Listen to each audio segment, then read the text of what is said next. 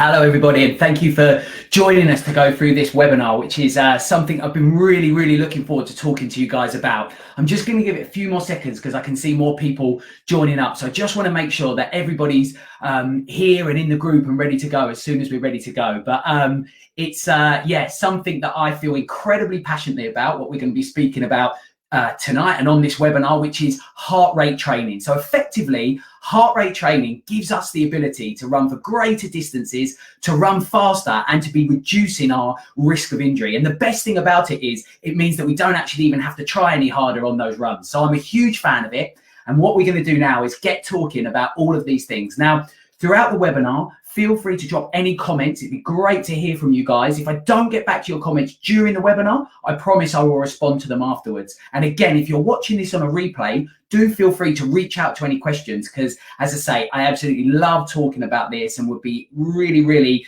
pleased to be able to help you guys in any way that I can. And if I do get too passionate about it during this webinar, drop me a comment to let me know that I'm waffling because, as I say, it's something that really I do enjoy talking about and embracing myself.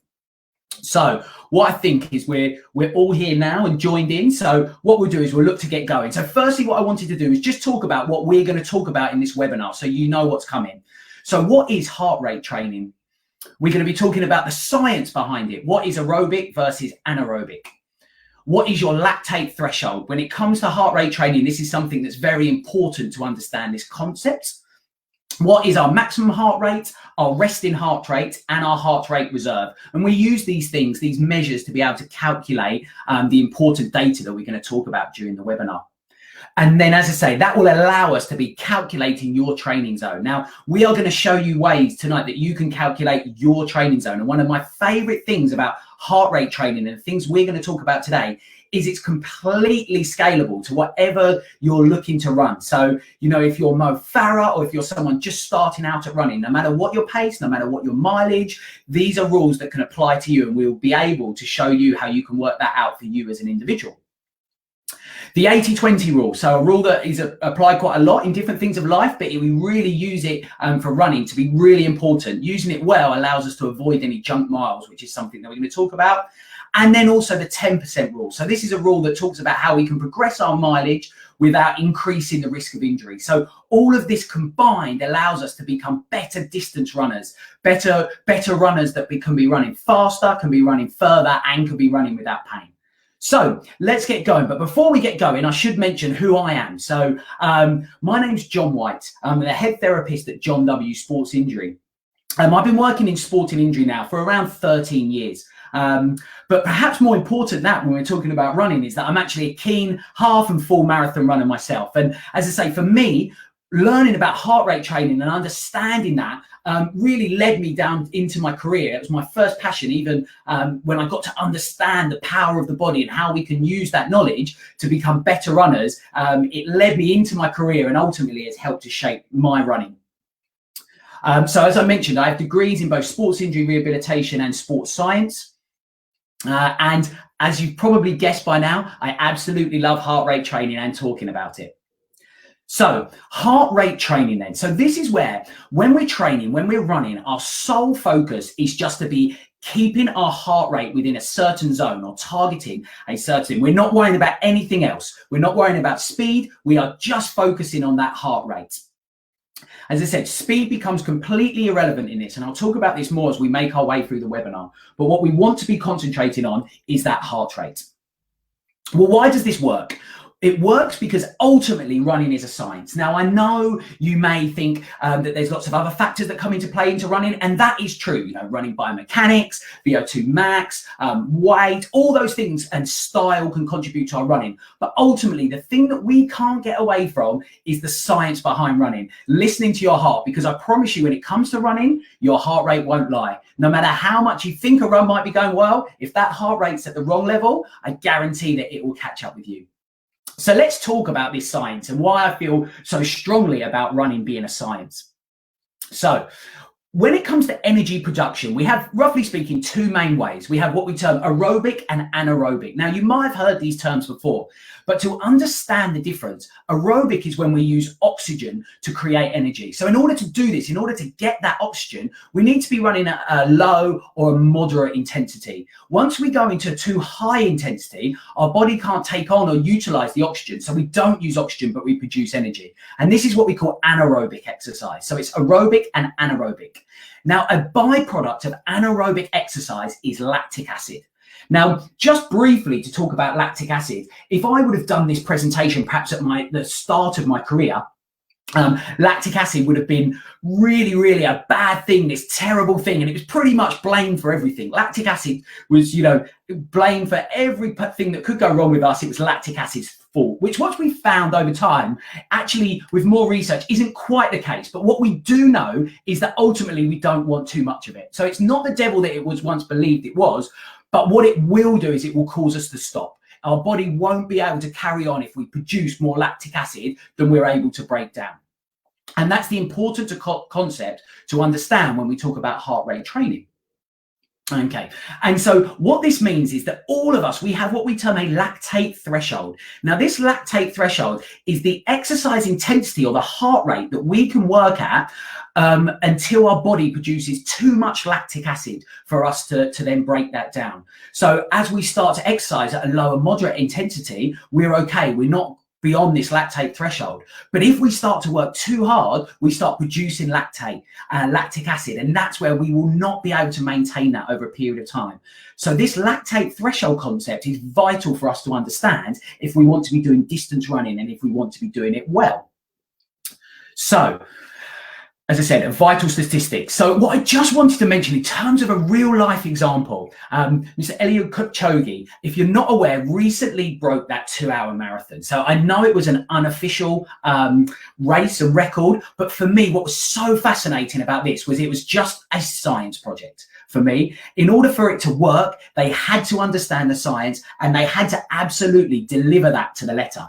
And they did in order for him to complete that. So in case you weren't aware, now, between his fastest 5K and his slowest 5K throughout the whole marathon, there was a difference of just 4 seconds.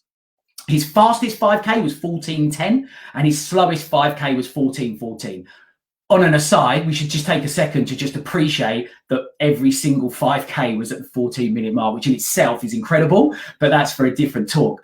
But what I wanted to highlight is his split times over those 5Ks were pretty much to the second every one the same.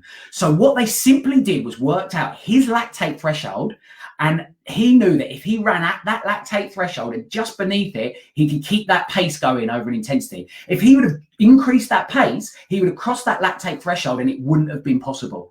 But you can see the specifics that he kept allowed him to do that. And that's why, as I said, this is completely scalable. So we can apply that to us as well. So if we're running above our lactate threshold, we're going to hit a problem. But if we stay below it, we will be able to continue running and then we train that lactate threshold to be improved.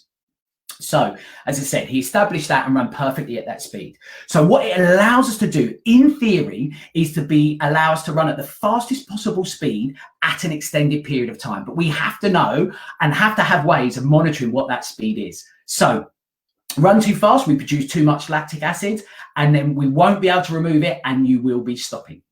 So what is this then? What is our lactate threshold and how can we be working it out? Well, to truly work it out, I should say this would take some very high level scientific equipment and it would become very expensive. But the good news is that we do have ways of working out your aerobic training zone, and cheaper and more efficient and easy ways for us to be doing these as the amateur runner.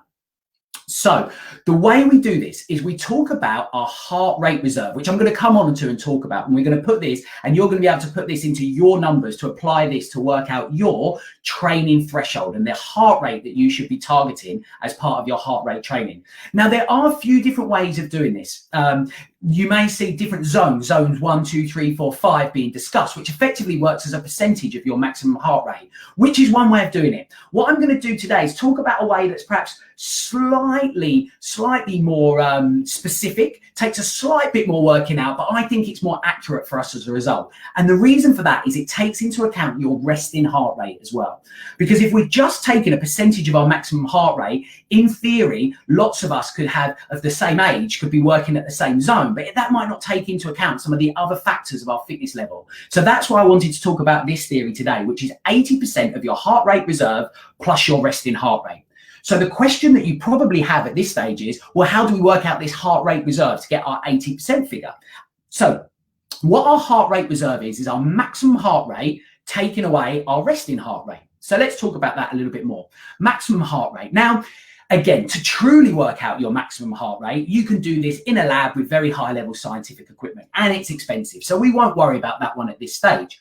But there are formulas that we can take that are a little bit easier. Now, you may be familiar with the classic one, which is to take your age away from 220, which, roughly speaking, does work pretty well. It's often criticized because it's not deemed to be incredibly accurate, and as I said, it would vary person to person. But roughly speaking, what I have found in testing this with a variety of ways is you won't be too far wrong. But what I want to do is show you a formula that perhaps allows you to be even a little bit more specific. And that is to multiply your age by 0.7 and take that number away from 208. And what that should be starting to give you is that heart rate reserve. Now, the other way you can do this as well is to do what I call a field test. So if you have a heart rate monitor, which we're going to talk about further on in this webinar, take your heart rate monitor and go and do a hill-based session. Go and do a flat-out sprinting session and just see the highest heart rate that you can work to. Because if you're truly doing a tough, really lungs-out hill-based session, you probably will be getting close to that maximum heart rate. So what I would encourage you to do is work out the formula, then go and do a field test and just see how far or how different those figures are. Okay, so what we're also then looking to work out is our resting heart rate. So there are ways we can work out our maximum heart rate. As I said, the heart rate reserve is taking our resting heart rate from this maximum heart rate. So, and we're going to put some live example numbers up for you in a minute, guys. So first of all, when it comes to the resting heart rate, a lot of devices nowadays, they will tell you that, they will store that information of what's your resting heart rate. So Fitbits, Garmin's can give you, a lot of the models can give you that information. But even if you have a heart rate monitor that doesn't give you that information as standard, what I would encourage you to do is, as soon as you wake up in the morning, for 3 consecutive mornings, have a look at your heart rate, note down your heart rate, because this is going to be the closest to your resting heart rate if you take the average of those. And again, I think you'll find that those heart rates will be within about 1 beat per minute. They'll be very close because that is close to our resting heart rate. So these ways can allow you to work out that resting heart rate.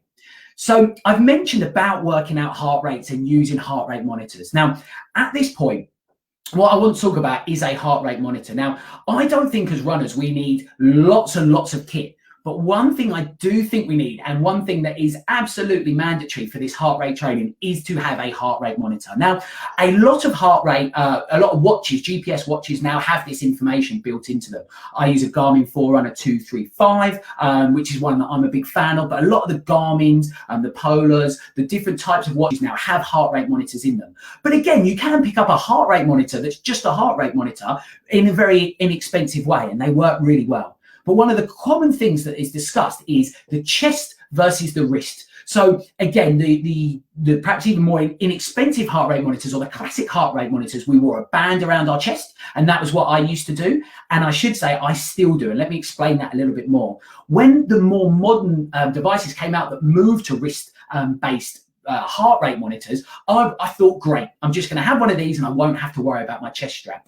But for me, I found that it wasn't as accurate. It fluctuated a little bit more. If I was wearing 2 wrist-based devices like a Fitbit and my Garmin Forerunner, I was finding that there was differences in them. So then I was questioning the accuracy. So it's just my personal opinion, and I'm sure people may argue differently. But for me, I think a chest strap does work better and give you more accurate information. So if you've just got the wrist-based one, then that's fine, and you can work with that. But I think if you really want to take this training to a higher level, for me, I would invest in a chest strap. And even if you've got a wrist-based one, what you don't have to do is perhaps go out and buy a new combo of watch and chest strap. What you can do is often buy a chest strap that combines up with your existing watch. But I do find the chest straps to be more accurate. So I just wanted to take a second or two just to explain that point a little bit more, because I know it's one that's commonly discussed. So I've mentioned those things there. And as I say, for those reasons, me personally, when I'm doing this, I do always go for the chest. Okay, so what we know, this heart rate that we are looking to run on our longer distances. So when we're out on our long runs and we are aiming for this aerobic training zone and training just under our lactate threshold, we want the 80% of the heart rate reserve plus the resting heart rate. So let's run some numbers on that and put that into an example. So I'm 36 years old, and therefore my heart rate, this is based off the 0.7 minus my age, take away from 208 is the 183. So that's my maximum heart rate. My resting heart rate, which again is provided to me by data, is 46. These are beats per minute, by the way, guys. Okay, so therefore my heart rate reserve is 137. So if I take 80% of that, it's 109, give or take. And then I add that back to my resting heart rate and I get 155.6. So let's round that up so I can run a tiniest bit quicker. And I find out that my target heart rate, now this is for a long distance aerobic training run. Just on this note, guys, when it comes to recovery runs, what I would also say is then what we look to do is we take this same formula, but it's 70 to 75% for the recovery runs. And I'm going to talk about recovery runs a little bit further in the webinar. But in case you're wondering that difference, and when we come back to it, they're the formulas we use. But what I'm talking about here is when we're going for those longer distance runs that we're trying to build up as perhaps we're building our distance. It's the 80% figure of the heart rate reserve plus the resting heart rate. So hopefully what that allows you to do, guys, is start to plug some of your own numbers in there using those formulas if you have those basic figures, and then you can work out the heart rate that you should be working to when you're out on these long runs. Okay, so we have your target heart rate now. But now we get on to the good bit. We can start talking what that means for our running. So when you go out on your long run, the only thing you should be looking to do is to maintain that heart rate. That figure that we've worked out, that should be your sole focus. So the only con, and I mentioned this now, it can be tough on the ego at first. I struggled with this, and I know when I encourage friends to do this, clients to do this, colleagues to do this, the first thing they say is it feels like I'm running too slow to get that heart rate right. Well, what I would say, fight that ego. On recovery runs, I saw a great video by the running community about recovery runs. So worth checking that out as well. So we talk about recovery runs. But they simply said on that to just go out and love running. And this is why part of the reason I love this training so much. And my long runs, when people say to me, you know, oh, how do you go out and run 10, 11, 12, 13 miles? So they're my favorite runs of the week with the recovery runs. When I have to go and do my speed work, which we're going to talk about later, that's 3, 4, 5 miles, I hate those runs. They're much harder because I don't get a chance to love running as much. So what I would say is slow down, focus on that heart rate and enjoy yourself, guys. Because what will happen, the effects, the benefits that will happen, which we're going to come on and talk about, makes it all the worthwhile. And I guarantee that you'll love running even more as a result. So let's talk about a live example, and I'm going to talk about myself personally. And what I've got here are my last 3 long distance runs. So I don't know how clear they're coming through for you guys, but I'll give you some of the figures and we're going to talk about this. So 3 weeks ago, I ran 10 miles. I was running at 8:15 minute per mile pace. And my heart rate, my average heart rate was 159, which as we know was a tiny bit higher. Mine should have been 156. So I was trying to gauge that and I got it a little bit wrong, but I ran at 8:15 pace for 10 miles. The next run 2 weeks ago, I ran for 11.5 miles. My average heart rate was 154 across the run, and I ran at 8:10 pace. Okay, so I'd increased the distance, I'd got quicker, and my heart rate had actually dropped below that target figure. Then last week I went out and I ran 12 miles. I ran at 7:55 pace, and my heart rate was 156. So bang on. That week I got it completely right. And again, when we're targeting one heart rate across an average heart rate, it can be difficult. So don't mind if you're fluctuating, 1 or 2 either side, guys, when it comes to the averages. But when you're out there, as I say, my only focus, that speed figure is irrelevant that's coming up on my watch. I'm not looking at that. I am just trying to keep under my target heart rate at least. So if you haven't worked out already, what that meant if we look at this graph here, my distance went up and my speed went down. Okay, so my average speed went down. So ultimately my speed increased as my distance went up. So this is fantastic, because the biggest thing was my perceived effort had actually just stayed the same, or perhaps even decreased along that heart rate. So what I was doing was trying to run at the same heart rate, but naturally my speed was just increasing and the distance was increasing. So you can start to see that if we then increase these things as the weeks carry on for me, if I follow these training principles and my average speed carries on going down and my distance keeps going up, that's a fantastic thing for me. And the best thing about it is that I don't even have to try any harder, because all I'm doing is running to that same heart rate, but my body is training those systems to become more efficient. And what that's allowing me to do is run at the same perceived intensity, but run quicker naturally. And that is the joy for me of this, and why I love this training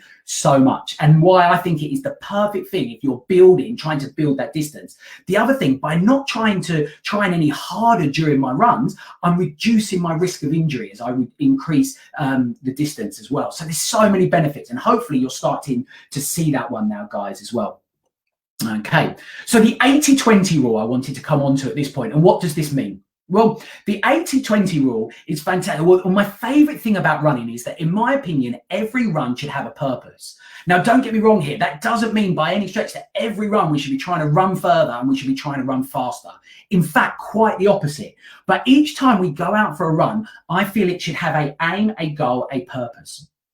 So what it means is that 80% of our weekly mileage should be within this aerobic zone. So should be low to moderate intensity, whereas 20% should be the anaerobic, should be the hard work. Now, what I would say, guys, if you're watching this and you think, I haven't got a heart rate monitor and I don't want a heart rate monitor, what I would say, when we're talking low to moderate intensity running, we should be thinking about the fact that we're able to hold a conversation with somebody. Or if you're out running on your own, you should be able to sing a song. Okay, I've tried it.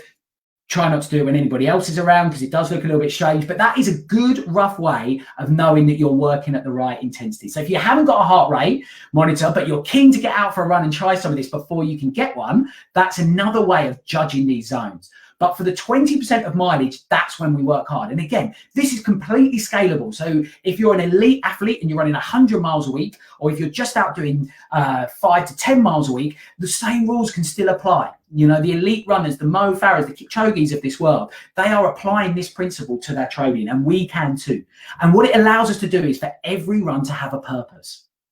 So let's break that down into an example. So somebody runs 16 miles a week, just as a rough rule of thumb. What I did was a 10-mile run and 2 5Ks. Okay, what this means is that slow miles should account for about 12.8 miles, and fast miles should account for about 3.2 of that mileage.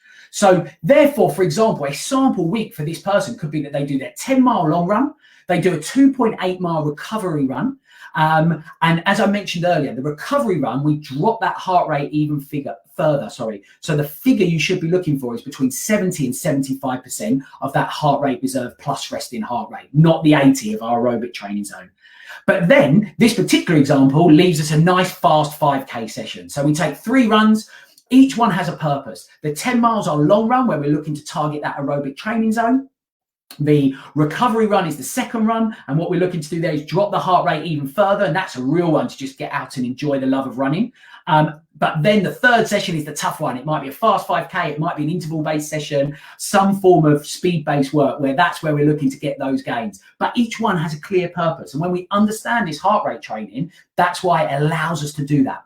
And what that allows us to do, guys, is avoid junk miles, which might have been a term that you've heard. So if we take that another way and somebody does those 3 runs and they basically just try and run the 10 miles at a relatively hard pace, then 2 5Ks at a relatively hard pace, actually what they're doing is they're just potentially running junk miles, because they're not training any of the systems correctly. They're not getting any benefits, and they're massively reducing their risk of injury. So what they've done is had no purpose in that example, and they've gone out and run 16 junk miles that week, compared to person B, who's followed these rules, and each run they've had a different goal, which they then achieved and helped their body adapt as a result. So again, that's what we want to avoid, junk miles, and I hope that makes sense for you following those numbers.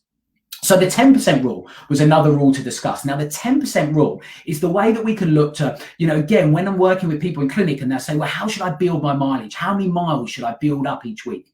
So essentially what this allows us to do is to reduce the risk of injury as we progress our mileage. And this is one that we can particularly apply to our weekly mileage or onto the long run when we're looking to do a long run. I mean, I'd stereotypically say at the weekend, I think that might be when most people do their long run, but whenever your long run is, I would encourage you to apply the 10% rule as maximum. So we said earlier in the earlier example that the weekly mileage included a 10-mile long run.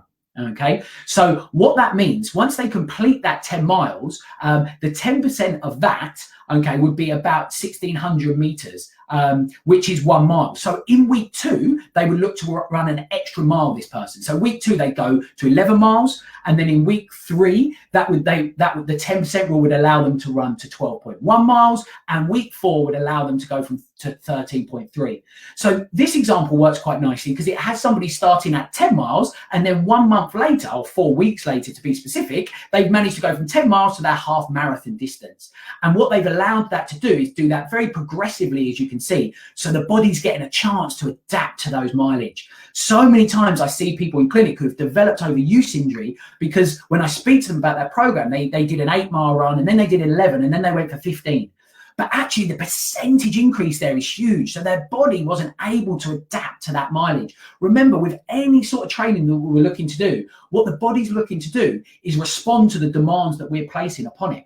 So if we slightly increase the demands, the body can cope with this. But when we massively increase the demands, it's too much for the body. And that's where it can break down and cause injury and problems and dysfunction. So that's where the 10% rule comes in order to allow us to do these things safely.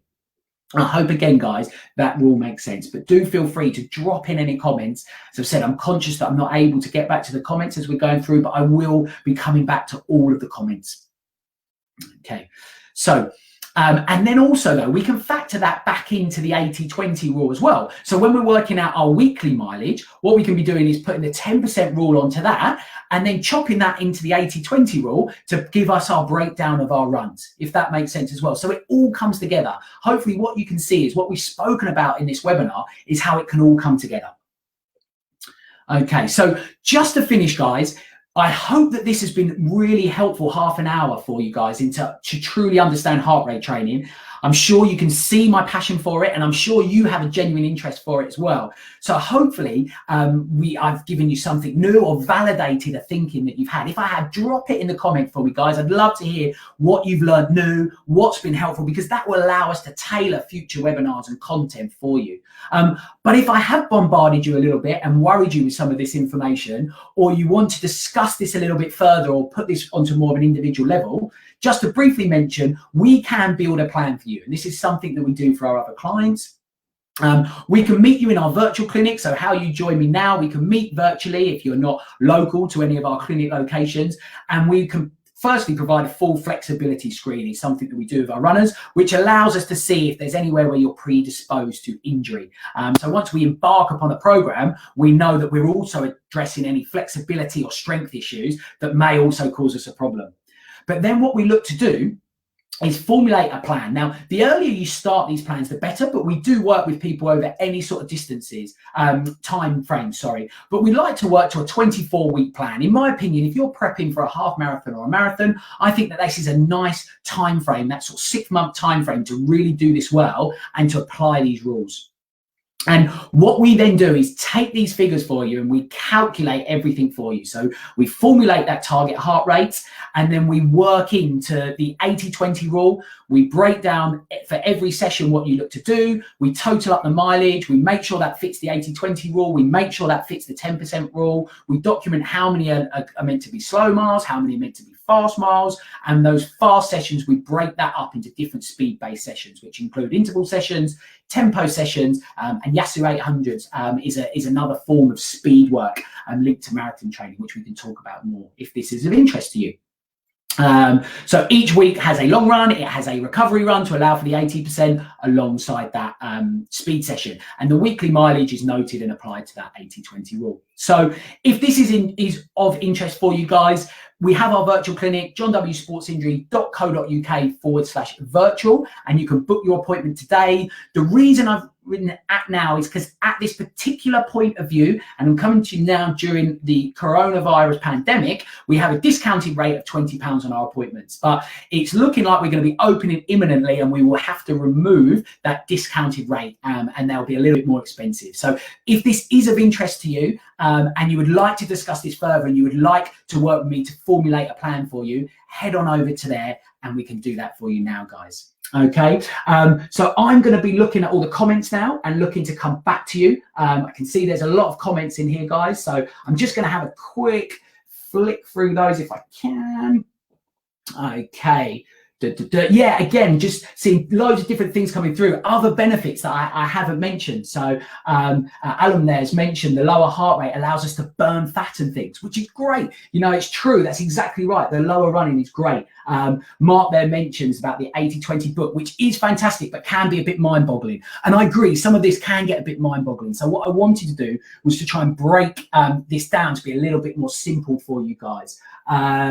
So yeah, Melissa, you put the formulas there, which is exactly right. A reminder, guys, I know I tried to be as slow as possible on the formulas, but this will be sitting live on the page that you're joining to us now. Sorry, the live will be sitting there. So feel free to watch that back. But again, I'm going to come back to your comments, guys, on this one. So yeah, there's a lot of kind of comments in here, guys. So what I'm going to do, in order to not keep anybody for any longer, I'm conscious that we've now been half an hour, and I thank you greatly for your time, is I will come back to your comments individually. And if you want to reach out to me, please feel free to in any way. I'm happy to talk to you, happy to chat this in more detail. And if there's lots to come out of it, we can drop back on and do another webinar.